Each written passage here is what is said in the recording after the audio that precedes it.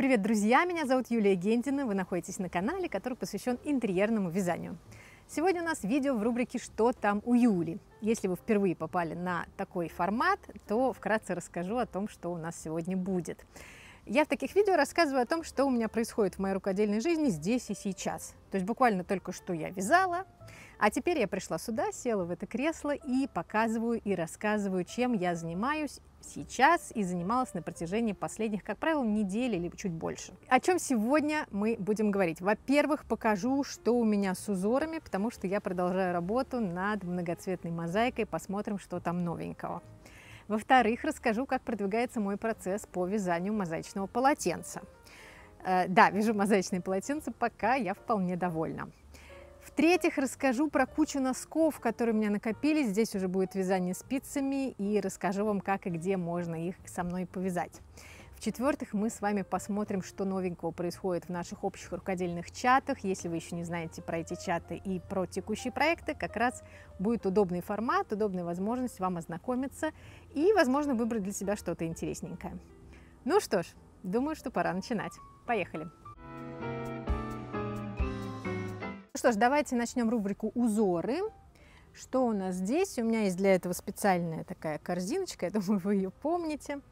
Я продолжаю исследовать многоцветную мозаику. Напомню, что обычное классическое мозаичное вязание крючком предполагает вязание из двух цветов. В одном ряду один цвет, в другом ряду второй цвет. И мы с вами раньше развлекались многоцветной мозаикой, используя секционно окрашенную пряжу. Как, например, вот в этом вот образце, я думаю, вы помните, одно из моих недавних видео, если вы еще не смотрели, посмотрите, оно посвящено вот таким вот узким зигзагам. Я там рассказывала, как я один и тот же узор перекладываю на разную пряжу и смотрю, что из этого выходит.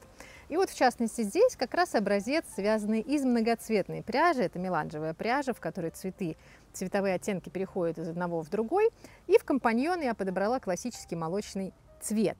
То есть в мозаичном вязании, даже меняя всего две нити, можно получить многоцветное вот такое вот полотно. Но иногда есть узоры, часто это геометрические узоры, в которых введение еще одного дополнительного цвета, конечно же, раскрашивает дополнительно этот орнамент, делает его еще интереснее. Ну, один из таких примеров – это ромбы. Это классические ромбы, здесь они в такой небольшой вафельной окантовке. Сколько цветов мы здесь видим? Коричневый, рыжий и молочный. И здесь этого рыжего могло бы и не быть, вместо него мог быть коричневый, но добавление этого рыжего цвета, конечно, придало рисунку еще больше такого колорита.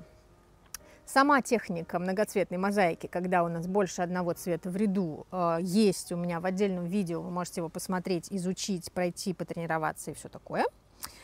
Что нового? Еще один узор, который я попробовала в этой технике, выглядит он вот так. Вот я его еще не довязала, сам образец, хочу еще немножко связать, как раз потратить эту пряжу, оставшуюся у меня. Очень классный вот этот элемент, который, опять же, можно связать в двух цветах. Но если вы свяжете в двух цветах, не будет так ярко выделяться сама вот эта вот линия зигзагообразная здесь, горизонтальная. А выделяться она будет, если вы добавите еще цветов.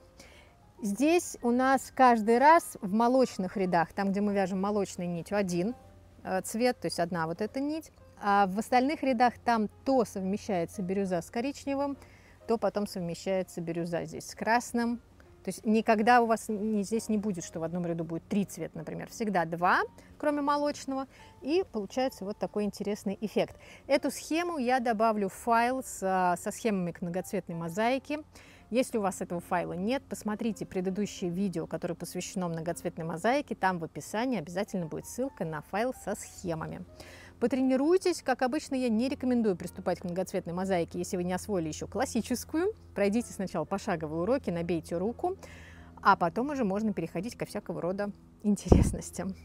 Вот такая вот история. Ну и напоминаю, что в этом же файле вы найдете вот такой вот рисунок. Кто-то, я знаю, уже начал вязать им плед.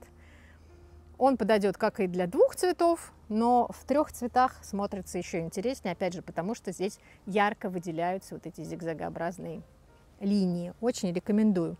Осваивайте, это интересно, классно и очень хорошо смотрится, повторю, в небольших геометрических узорах. Вот такая история. переходите в урок по многоцветной мозаике и пробуйте. А мы движемся к следующей рубрике, про полотенце расскажу.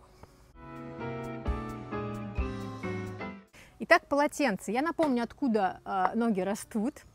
Отдельное видео у меня недавно вышло, посвященное этому мозаичному полотенцу.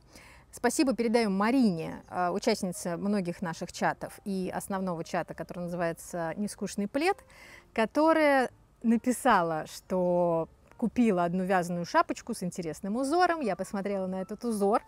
Так появился переложенный этот мотив на мозаику из центра. Я связала вот такой вот образец. И в основу я взяла этот же узор, в основу моего будущего полотенца. Я вяжу полотенце, я вам рассказывала, но сейчас вкратце просто скажу. Я вяжу его из пряжи Аликанте от Мондиаль. В ней хлопок, лен и вискоза. У нее очень удачная толщина, мне как раз под крючок 4,5. Я вяжу из центра, небольшой будет квадрат, но пока еще маловат. Ну вот уже столько провязано. Я думаю, что я свяжу где-то 30 сантиметров, и потом у меня есть специальный такой на Алиэкспресс заказанная такая прищепка для полотенца. Будет у меня полотенце для лица. Я буду его тестировать именно для лица. Пока что уже очень приятное на ощупь, мне все нравится. Посмотрим, как оно будет впитывать, не будет ли оно тухнуть, будет ли с ним все в порядке. Главное, будет ли мне удобно действительно им вытирать лицо. Узор очень простой, вяжется очень удобно и быстро, без схемы. Отличная тренировка вашей центровой мозаики, если вы пока еще с ней на «вы», а не на «ты». Поэтому рекомендую. Схема к этому узору и более подробное видео о полотенце и об этом узоре вы найдете в списке всех видео на канале. Оно вышло буквально вот накануне. Цвета у меня здесь неви и такой грязный молочный. Если вы надумаете этим узором вязать из центра наволочку для подушки, то вяжите ее большим квадратом, чтобы потом сложить конвертом, то есть углами к центру, и чтобы у вас эти все мотивы повернулись вокруг своей вокруг центральной точки, и получится вот такой классный рисунок. Конечно, экспериментирую еще с многоцветной пряжей, тоже будет интересно. В общем, полотенце вязать продолжаю. Посмотрим, что из этого получится. Скоро вам все расскажу. Едем дальше. А дальше у нас лето. Сейчас лето, и все большие проекты, все большие пледы я временно отложила. И 303 петли. Мой плед, в котором у меня тоже многоцветная мозаика. И еще один проект, который я вам пока не показывала, только немножко в сторис он мелькнул, по-моему, в Инстаграм. Там большие пледы, которые вязать просто сейчас жарко. Каждое лето я возвращаюсь к маленьким разным штукам. Либо это подушки, либо это вот полотенце, как сейчас, либо это что? Носки спицами. Вы знаете, что я люблю вязать очень носки, но я вяжу их максимально удобным для себя способом. Я вяжу их два сразу от мыска и стараюсь извязывать всю пряжу. Пятки я использовала разные. Одно время мне очень нравилась пятка бумеранг, потом я решила еще какую-нибудь найти. В итоге для носков, где мне хотелось связать контрастную пятку, я выбрала подкову такую гибридную с французской, чтобы ее удобно было вязать от мыска. Пробовала стронг, тоже есть у меня носки из пятки. Наверное, все, больше никакую. Сразу скажу, что у меня есть несколько чатов бесплатных, где мы вместе с вами вяжем носки. Именно так, два вместе от мыска. Если вы еще не освоили эту технику или не пробовали, и вам интересно, потому что я знаю, что многие вяжут от Паголенко. Но если хотите попробовать в хорошей компании, приходите, мы там вяжем самые-самые разные. Ссылку на все эти чаты вы найдете в описании к видео. Сейчас я вам покажу, чем, собственно, вот сейчас я занимаюсь и сколько я уже всего навязала. Во-первых, каждый раз, когда я езжу куда-нибудь в отпуск, я всегда захожу в пряжный магазин этого города и покупаю себе хорошую носочную пряжу. Так у меня в гардеробе остаются носки, связанные именно с этим городом. Вот эти гольфы, обратите внимание, связаны из пряжи, которую я купила в маленьком магазине во Флоренции. Это Катя Концепт. Тут, в общем, я не смогла пройти мимо вот этих прекрасных полосок. Я, как вы видите, не из тех, кто будет специальным образом делать так, чтобы носки были абсолютно одинаковые. Я вязала в свое удовольствие. Начала вязать вот от мысков. И дальше вот у меня здесь как раз вот эта гибридная пятка французская вместе с подковой. Она довольно получается широкая как раз для людей, у которых высокий подъем. У меня не высокий подъем, я себе могу позволить вязать бумеранг без клиноподъема. Но здесь, поскольку я не была уверена, что оставлю их себе, я на всякий случай связала такую вместительную пятку. И дальше я уже перешла к вязанию паголенка и извязала весь моток. Это как раз тот случай, когда оставлять его я не хотела, потому что некуда было бы мне эти маленькие моточки пустить, и я целиком извязала. Получились вот такие прекрасные гольфы. Сразу скажу, что часто, потому что возникают вопросы, делаю ли я прибавки на паголенке. Иногда я делаю прибавки, буквально там пару раз через несколько рядов. А здесь я просто перешла на больший размер спиц. Сначала я их вязала на двойке, потом я перешла здесь на 2,5 и все. И это мне помогает абсолютно спокойно натягивать их без проблем, они при этом и не сползают. В общем, вот такие вот гольфы. Дальше, если вы, повторю, хотите связать именно с такой пяткой, мы их вяжем, у нас есть чат, называется «Ромбовые носки». Мы там вяжем такие носки 2 вместе, тоже от мыска, с такой пяткой, но с узором ромбовым, с ленивым жаккардом. Вы можете вязать без узора, просто чтобы освоить саму технику. Дальше, что еще у меня тут есть?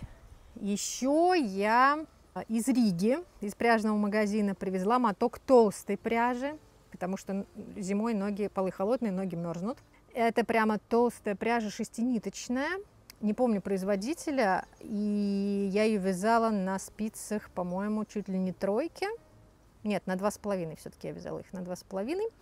Здесь обычная пятка бумеранг, это вот самый классический случай, 2 вместе от мыска, просто пятка бумеранг без клиноподъема, хотя в чате в моем есть мастер-класс по вязанию пятки бумеранг от мыска с клином подъема. Здесь я попробовала резинку рельефную, то есть обычно я вяжу просто 1,1 или 2,2. Здесь я попробовала лицевые вязать скрещенными. Теперь буду вязать так, пока не надоест, потому что действительно получилось классно. И здесь я попробовала закрытие петель вот этим вот обратным хвостом, который полностью имитирует начальный край. Мы с вами закрывали дедовским способом с накидами, мы с вами закрывали по Циммерман. Это похоже на Циммерман, но немножко по-другому. Здесь действительно получается такой краешек косичкой. Понравилось, хорошо, эластично. В общем, если вам интересно, приходите в чаты. Я там этот способ тоже показывала. Такие вот теплые, реально получились теплые, классные, полосатые носки. Так, когда я вязала эти полосатые носки, я поняла, что мне обязательно нужно утилизировать все остатки и связать еще много полосатых именно из разных цветов. Сейчас я вам покажу, что из этого получилось, но прежде. Еще из Риги я привезла себе наконец-то, сейчас я вам скажу, это регия с альпакой. Классная пряжа, я давно хотела попробовать, она прям пушистая. Эти носки я точно связала себе. В них я, скорее всего, буду спать в холодные зимние дни. Тут тоже 2 от мыска одновременно, очень такие пушистые, классные, пятка бумеранг. Для веселья я с тыльной стороны сделала резинку 2,2, просто чтобы было поприятнее, поинтереснее вязать. Самые простые, быстрые носки, невысокие. Дальше что? Еще, видите, да, то есть я не скучаю. Еще одни. Я просто хотела давно уже использовать эту пряжу. Это, по-моему, Нака Боха была пряжа, такая полосатая. Я просто детям из нее вязала очень много, и я связала им как раз такие вот сборные носки, то есть в центральной части вот эта Нака Боха с этими полосками, а резинка и мысок выполнены из контрастной пряжи, однотонной. Я им связала, вот одному серый был цвет здесь, другому коричневый, и с одинаковым содержанием, а себе тоже такую пару связала, потому что почему-то этой Нака Боха у меня было миллион. Вот такие вот еще одни носки. Все повторю от мыска. Потом мне захотелось уже перейти к утилизации остатков. У меня уже до этого были связаны носки хеликсом. Мне понравилось, но это вот хеликс, в котором мне важно было сделать контрастную пятку. Поэтому здесь пятка опять вот эта комбинированная, которая французская с подковой, которая, повторю, есть в чате по ромбовым носкам. Мне здесь все понравилось, все было легко, комфортно вязать, кроме одного. Когда вяжешь хеликсом, вы знаете, там 2 клубка, а я вяжу 2 вместе носка, у меня получилось 4 клубка. Я в итоге когда немножко уже здесь провязала и смогла внутрь убрать по одному клубку, это было удобно. То есть я один из двух убирала внутрь носка, и получалось, что у меня всего два на стороне. Два клубка, и это уже было вязать не так сложно, но все равно медленно почему-то получалось. Поэтому в рамках утилизации остатков я решила попробовать реально мешать пряжу, которая у меня есть, несмотря на нее практически, и попробовать по одному это связать. Получилось быстро. Вот такие два носка. Я здесь использовала... Сейчас я посмотрю, сейчас я скажу вам, что я использовала. Я использовала однотонную серую пряжу, и к ней взяла, у меня вот была такая секционная. Секционные, как вы видите, были цвета фиолетовый, оранжевый, желтый, белый. И вот вместе с серым мне очень понравилось, как это в итоге выглядит. И поскольку я вязала по одному, с одной стороны, было не очень удобно. Я привыкла все-таки, что носки одинаковые, не нужно париться, сколько я здесь рядов резинки провязала, и надо потом столько же здесь провязать. Вот в этом было неудобство. Но получилось быстрее, потому что довольно быстро, сам носок вязался, довольно быстро я орудовала этими двумя клубками. Мне понравилось. Здесь тоже пятка-бумеранг. Я не запаривалась, чтобы она здесь была обязательно одного там какого-то из цветов. То есть у меня половина пятки связана... тут вот на этом носке вся пятка связана секционно окрашенной пряжей, не однотонной. И так цвета легли, что половина из них фиолетовая, половина белая с оранжевым. А здесь, наоборот, половина белая, половина желтая с оранжевым. То есть вообще никакого запаривания здесь не было. Можно было бы запариться и сделать так, чтобы пятка была однотонной серой, например. Но поскольку я изначально уже вязала из двух цветов без однотонного носка, и потом однотонную резинку я тоже не делала, поэтому получились вот такие веселые ниткоеды, как я их называю, то есть носки, которые действительно едят пряжу. У меня ее много очень в остатках именно носочной пряжи. Вот, поэтому я буду в ближайшее время еще вязать такие носки. И у меня, сейчас я вам покажу в работе, вот еще один, уже здесь пятка связана. Вот я его вяжу из коричневого и такого очень приятная была пасма. Такая прям, как будто шелк, очень гладкая. И тут разные оттенки фиолетового. И вот вместе с коричневым получается вот такой вот носок.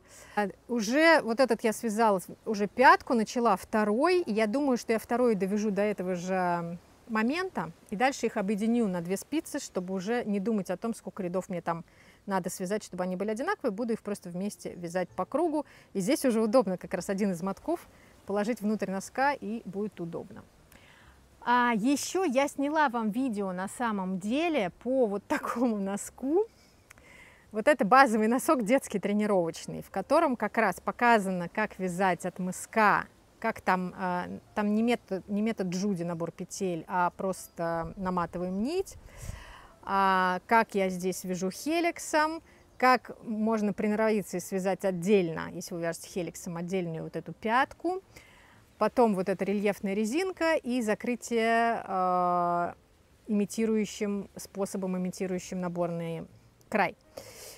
Сняла-то я сняла, но надо еще монтировать. В общем, пока это не в приоритете. Все это, в принципе, то есть если вы хотите освоить вязание носков от мыска, вы можете освоить в моих чатах. Еще раз ссылку на все носочные чаты вы найдете в описании к этому видео. Вообще носки рекомендую вязать. Классное, большое удовольствие. Я не вяжу носки крючком, потому что мне нравится все-таки, чтобы они были тонкие. Не в тех случаях, когда я вяжу из толстой пряжи, безусловно, но я люблю, чтобы они все-таки были тонкие, чтобы нога в них помещалась в ботинки, например, не только дома ходить. Мне нравится в этом смысле спицевое именно полотно.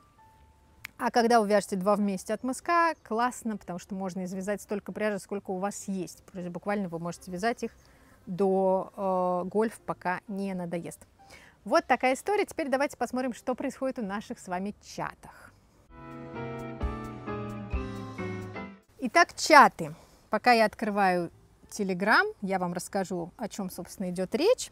Что такое чаты? Они у меня находятся в Telegram, у меня их много, порядка, мне кажется, 30 штук. Ссылку на все чаты вы найдете, опять же, в описании к этому видео. Что мы там делаем и для чего нужны все эти чаты? Эти чаты посвящены какой-то одной теме. Они объединяют, как правило, мозаичное вязание крючком, но не только. Там есть отдельный чат по пулингу, например, есть отдельный чат по жаккарду.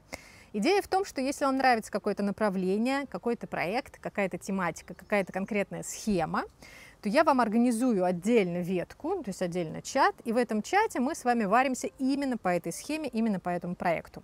Там показываем свои работы, задаем вопросы, процессы показываем. То есть это хороший способ, если вы заинтересованы, если вам что-то нравится, пойти именно туда.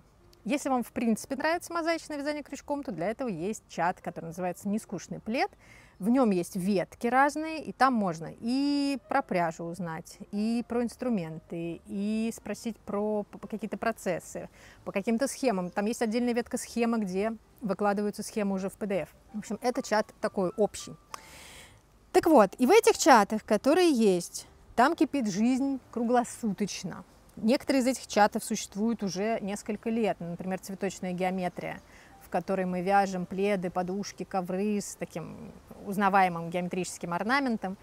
И там, ну, я не знаю, 5000 участников и очень много работ. В эти чаты можно заходить просто, чтобы вдохновиться, посмотреть во вкладке «Медиа», всегда можно нажать, посмотреть, кто что вяжет, кто что уже связал, посмотреть, кто как работает с цветом. В общем, очень все интересно. И я периодически на своем канале, у меня есть канал отдельный в Telegram, я показываю ваши работы, чтобы и вам приятно это тоже сделать, потому что мне очень ценно, что вы выкладываете свои работы, и мне хочется, чтобы и другие посмотрели на вашу красоту и мотивировались, и вдохновились вашими работами. Итак, давайте посмотрим, что же свеженького у нас есть, что я вам показывала, что у нас происходит в наших чатах. Так, конечно, Лима, я смотрю, что вы опять начали интересоваться южноамериканскими вот этими индейскими элементами декора, всеми этими пледами наваха и прочее, прочее. И напоминаю, что у нас с вами есть группа Лима. Это группа такая особенная, она называется «Боевая творческая группа».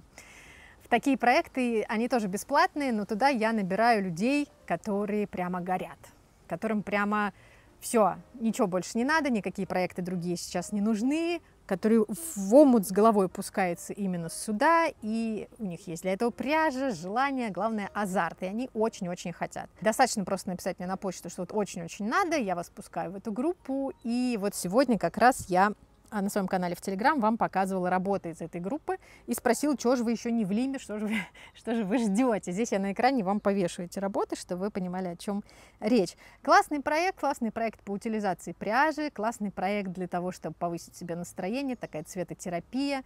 Не обязательно там пускаться уж прямо в какие-то культурологические исследования. Вот у нас есть проект «Китай» с вами. Вот там мы стараемся придерживаться каких-то цветов и именно этих рисунков. В Лиме там как-то хочется, чтобы вы себя отпустили и экспериментировали, и дали себе такой простор для творчества, и получили интересный опыт. Вот, поэтому приходите обязательно в Лиму. Так, Барджелла у нас, да, работа Оксаны из чата Барджелла. Барджелла — это схема нелегкая, она не слишком с большим, на самом деле, и не слишком повторяющимся раппортом. Как вы понимаете, Барджелла — это флорентийская вышивка, которую я пыталась переложить на мозаику, и много труда, нужны силы воли, чтобы связать такой красивый плед, как Оксана. Поэтому я всегда, когда что-то появляется в чате Барджелла, готова, всегда вам показываю. Это действительно очень красиво. Что еще? Про Китай сказала, и вот были пополнения готовых работ как раз в проекте Китай. Китай — это платный проект. Там мы с вами погружаемся в орнаменталистику китайскую, которая до сих пор сохранилась в Китае на различных поверхностях и в городе, и в домах. Это интересный такой, вы получите опыт по переложению этих узоров в интерьерное современное вязание. Мы там с разными формами экспериментируем, можно вязать и из центра, и по прямой, и разные предметы. В общем, это если вам прямо интересно это направление. Отлично живет у нас с вами проект Кота-плед. Кота-плед – это мозаичные узоры из котов. Я хотела очень создать какой-то, с одной стороны, детский предмет интерьера, но с другой стороны, чтобы эти мотивы были такие не сглаженные, а более серьезные, не мультяшные. Так появился Кота-плед, и потом этот проект разросся уже до кота-подушки, кота-шопера, и много-много там всего есть кота. И Ирина показала свою подушку, которую она связала в этом чате, поэтому зову вас туда тоже обязательно. Вечный наш проект, который называется «Бесконечная мозаичная плитка». Это для тех, кто хочет вязать из центра, но при этом там из центра вы вяжете не какую-то картинку, не такой узор сплошной, как здесь, да, например, мы с вами вяжем из центра. А в бесконечной мозаичной плитке мы вяжем из центра такими вот расходящимися плиточными узорами. То есть когда у вас такие квадратики расположены по периметру, расходящиеся от центра. И там весь цимис в том, что сама схема рассчитана таким образом, что эти квадратики разного размера, но при этом они укладываются в эту мозаичную плитку так, что вы можете их взаимозаменять, можете там менять цвет, и это действительно получится как, не знаю, может быть, греческая плитка или какие-то другие узоры, которые вам приходят на память, когда вы слышите про мозаичную плитку. Классный проект, мне очень нравится, он тоже один из старых самых. И вот Анжелика дошла до 5-го этапа. Там проект разделен на этапы, вы начинаете с маленькой схемы, потом мне присылаете готовое уже связанное полотно, и я вам высылаю новый этап, новый этап и новый этап. Такой азарт вязания. Все, что я говорю сейчас, это бесплатно, то есть это бесплатный проект. Кто-то останавливается на 3-м этапе, кто-то на 4-м, просто потому что размера полотна уже хватает. Но некоторые доходят и до 5-го этапа, это, по-моему, порядка 900 человек дошло до 5-го этапа. И вот Анжелика показывает как раз свой плед по итогам 5 этапов. Вся информация о том, как вступить в этот проект, она у меня в телеграм-канале, вот в этом посте описана, поэтому приходите, там можно все это будет посмотреть. Так, что еще вам хотела сказать? Вот про шоперы, говорила вам про кота-шоперы. Галина нам показала в чате, по-моему, в чате по нескучному пледу, Галина нам показала плед, во-первых, очень красивый, такой в приглушенных тонах, с ромбами, и шоперы. По поводу шоперов до сих пор мы с вами так и не поняли, удобно это или нет, потому что кто-то считает, что да, классная находка, особенно учитывая, что можно обвязывать уже готовый хлопковый шопер, а кто-то считает, что нет, это все-таки будет тяжелая сумка. Я считаю, что это очень красивый аксессуар, который не обязательно наполнять таким образом, чтобы вам действительно тяжело было его носить. Это такой, когда вы идете летящей походкой, у вас там в этом шопере телефон, не знаю, там косметичка и книжка, и очки, и больше ничего, и вы радуетесь сами от такой красоты, которая у вас на плече, вы радуете остальных, смотрится очень стильно, красиво. Будьте только аккуратны с подбором цветов. Хотела показать, да, работу Ирины, несколько уже есть работ по аранам. У меня есть такая коллекция, набор схем по аранам, жгутам и косам. Эта коллекция доступна моим платным подписчикам на Бусти и в ВК-Донат. Если вы платный подписчик, то еще где-то, по-моему, месяца 3 назад я туда положила этот набор схем. И вот Ирина показала, как она связала накидку по этим схемам на кресло. И я прям, конечно, облизываюсь, потому что пряжи, с которой я хотела тоже вязать с этими косыми аранами, у меня пока нету. Вот, буду ждать. Что еще? Зигзаги, конечно. Помните про зигзаги? Помните про зигзаги? Вы помните про зигзаги же, да? Сейчас я вам покажу. Я вам показывала сегодня узкие зигзаги, а еще у нас с вами есть короткие зигзаги, вот такие, помните? И в коротких зигзагах никаких 3 цветов не нужно, хотя выглядит образец, как будто здесь как раз использована техника многоцветной мозаики. На самом деле здесь сохраняется правило классической мозаики: 1 цвет в ряду. И вот такие ромбы, в смысле такие зигзаги и такие ромбы очень популярны у нас с вами. Я вижу очень много работ. И вот Людмила показывала, по-моему, это коврик у нее. Нет, это детский плед. Можно с радостью пускать сюда остатки, и будет очень классно. Вяжут часто подушки, косметички, шоперы. У меня самой шопер есть с зигзагами такими связанный.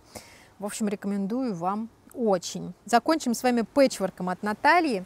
Это, конечно, для тех, кто любит вязать из маленьких мотивов. У меня есть много схем небольших мотивов квадратных, чтобы вы могли их вязать в дороге или где-то там в транспорте, чтобы потом соединять. Я соединять не очень люблю, хотя у меня есть несколько проектов. Вот есть, например, квадрат в день плед, где я соединяла из больших квадратов плед.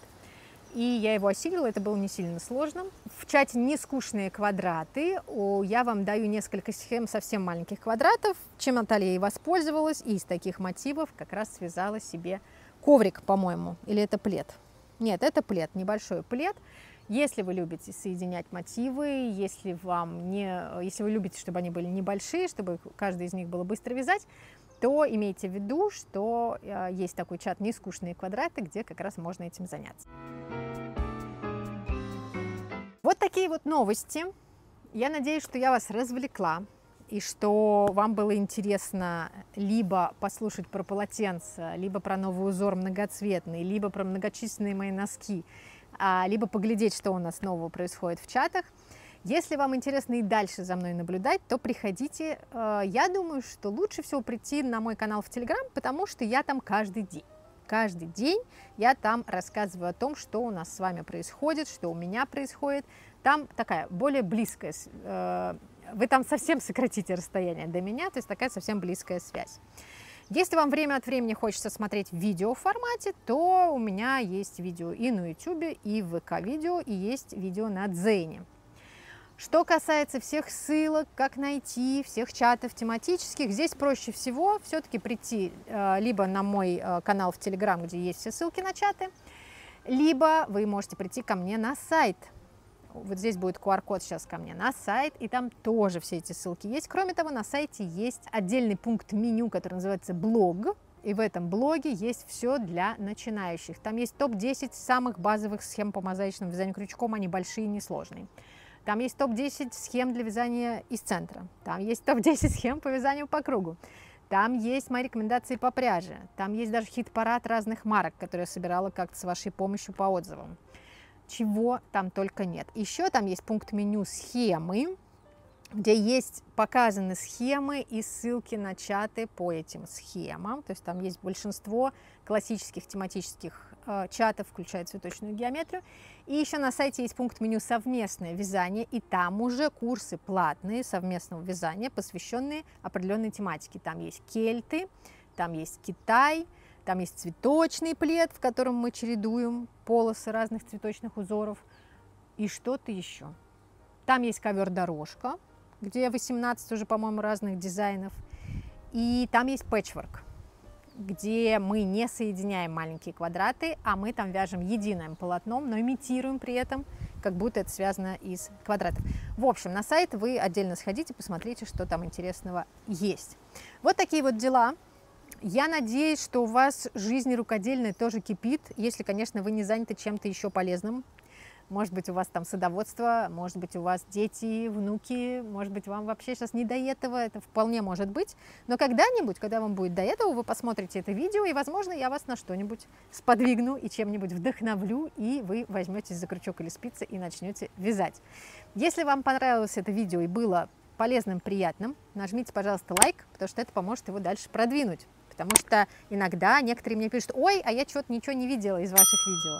А потому что кто-то лайк не нажал, и видео не продвинулось, и YouTube его решил, например, не показывать. Если вы еще не подписаны на мой канал, подпишитесь, пожалуйста, потому что тогда вы с большей вероятностью не будете ничего пропускать. А если вы хотите, чтобы вам еще напоминали о том, что видео вышло, поставьте, пожалуйста, колокольчик. Как всегда, буду рада вашим комментариям. Пишите, чем вы сейчас занимаетесь, что вам интересно вязать, что вам интересного связать из того, что я сегодня показывала. Будет интересно. Я всегда все комментарии читаю, по возможности отвечаю и вообще стараюсь всячески с вами быть на одной волне. Ну что ж, пойду вязать дальше. У меня полотенце еще надо довязать, да, вторую пару носков, точнее, второй носок из пары. Еще что-нибудь смонтировать, еще какой-нибудь рилс сделать, и что-то еще, и что-то еще. Как мне иногда нравится, знаете, когда говорят: вот, ну что там вам, сложно, что ли, вот видео записать нормально? Вы бы знали, как это сложно. Ужас. Все, пойду заниматься всякими кайфовыми делами. Вам желаю тоже, чтобы у вас день прошел хорошо, чтобы было приятно и интересно. И, как всегда, приятного вам вязания. Будьте здоровы. Пока-пока.